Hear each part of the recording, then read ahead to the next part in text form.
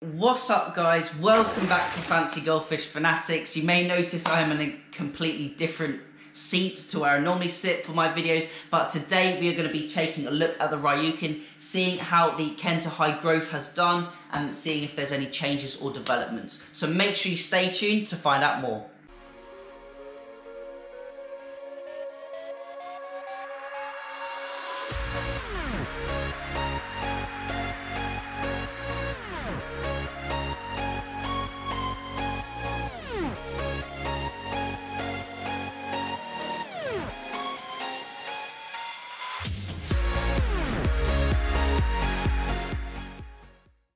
Hey Fanatics family, welcome back. As always, check out those links in the description. Make sure to check out Star Fisheries, a sponsor of the channel. They have a huge selection of fancy goldfish, and if you are from the UK, definitely check them out because they can ship their fish all the way direct to your door. So let's get straight into this video. Probably going to be quite a quick video, but I just wanted to do an update for you. Now this video is probably coming out a couple of weeks after I made the original video where I was going to be feeding exclusively Kenta high growth food to see if it had any good or negative effects on my Ryukin here. And they have been eating exclusively this food for the past week and a half now. I haven't noticed any changes, which I totally expected. Luckily, there hasn't been any buoyancy issues or there haven't been any problems as well, which is nice to see. As you will notice, the aquarium gravel sand is quite clean, and the really good thing about this food I've noticed is there isn't a huge amount of waste. Now I am only feeding this about 3 to 4 times a day, just a couple of large pinches to them, which is really good to see that there is not a huge amount of waste, which is showing that the fish are absorbing the majority of the ingredients and nutrients within the food. If I did see loads of coloured pieces of waste or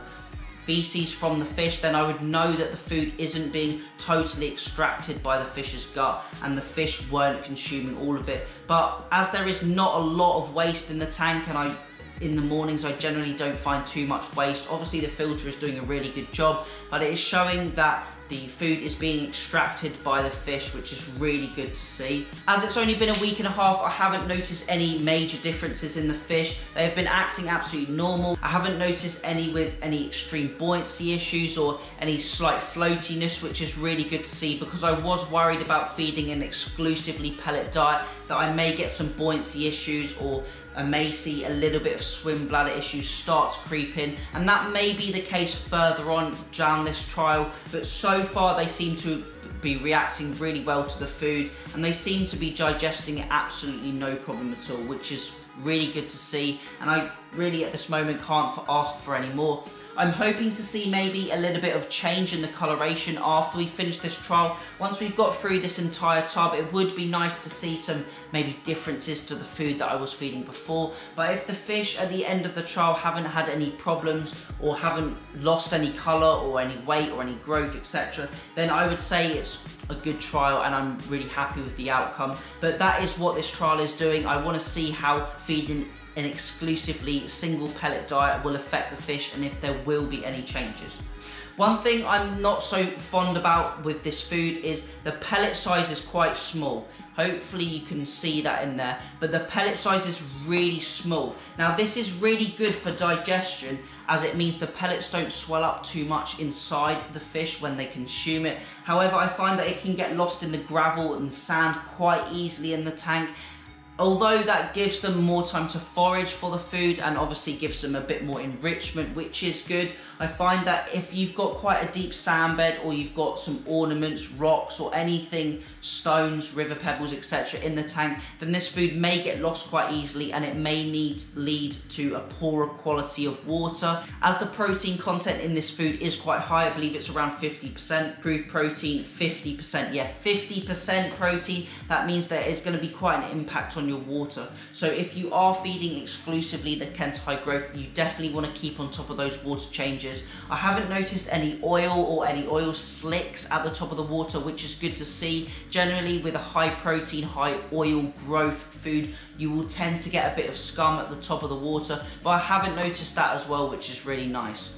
Another thing about the small pellet size is that the food can tend to float at the top of the surface of the water unless you drop it in from quite a high. So I believe if you are feeding this food, definitely if you can drop it from quite a height so it breaks that surface tension and can get down into the water column, then I would definitely do that, because I prefer my fish not to feed from the surface, as they are physostomic, which means they can take in air directly from the surface water and take that into their swim bladder. So I prefer to feed a feed that sinks down and can get to the bottom as quickly as possible to stop them from taking in too much air at the surface. Obviously this is a natural behaviour, and in the slightly less developed body shapes in relation to the common goldfish, this isn't too much of a problem. But if you've got some highly compacted bodies like a Chinese ranchu, for example, surface feeding may be a little bit of risk there. So if you can get a food that is dropping all the way down to the bottom, that is ideal. So I would definitely drop this from a height if you are feeding it,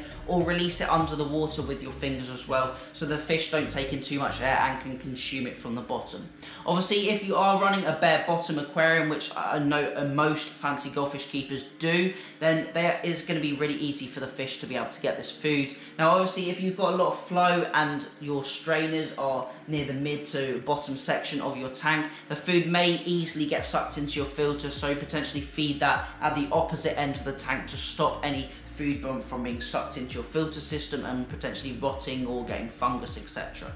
So I would say that's really it for this first video on the Kenta high growth. Obviously I have done an unboxing video on this and spoken about the food in particular. I will put that in the top one corner of the video, so you can click on that and have a look at that unboxing so you can see what I think about this food, my unbiased opinion. But so far so good, the fish are really enjoying it. I'll probably put a little video on the screen now for you just so you can see how they consume the food, and you can see how they absolutely love it and devour it, and then you may be able to see how this food settles into the substrate and see what I mean about the pellets being really small. I would say in an ideal world I'd like the pellets to be a little bit bigger, so these are a 1mm pellet, so maybe a 1.5mm pellet would probably be ideal size. I believe the Kenta gas is a 1.5mm pellet, and I'm not sure why there's a difference between the pellet size. Maybe there's something in the production, or maybe the Kenta gas has a slightly larger pellet, maybe more fibre to try and pull the gas out of the fish. I'm not too sure,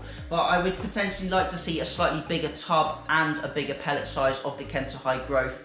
And so far, as you can see, the fish are doing really well. I'm going to put that video on the screen for you now, show you the fish eating the food and showing you how they enjoy it. If you do want to get any Kenta high growth formula, then you can head on to the Fancy Goldfish Fanatics Facebook group. The link is down below, and if you want to ask a question where you can get it, then we can show you who to get it from, and one of the moderators is the UK distributor, which is really handy for us, so we're in really close contact with him if we've got any problems, queries, questions, etc., to talk about the high growth Kenta and also the Kenta gas as well. So I'm going to put that feeding video on the screen for you now, because everyone loves to see fancy goldfish eating, and then I'll wrap up the video.